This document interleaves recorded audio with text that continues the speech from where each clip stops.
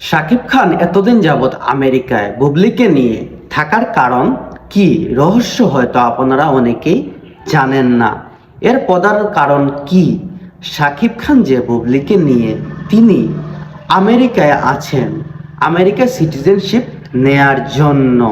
কারণ বীর সিটিজেনশিপ নিতে হলে শাকিব খানের ওইখানে থাকা প্রয়োজন, কারণ শাকিব খান আগে থেকেই আমেরিকার নাগরিক।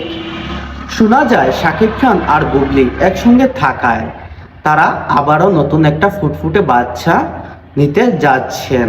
কারণ আমেরিকায় নাগরিকত্ব কার্ড পেতে হলে তাদেরকে বাচ্চা বা ওইখানে সন্তান জন্মদান করতে হবে। এ নিয়ে শাকিব খান গণমাধ্যমে জানান তিনি খুব শীঘ্রই দেশে ফিরছেন এবং দেশে ফিরে অপু বিশ্বাসের সাথেও তার সিঙ্গাপুর যেতে হবে।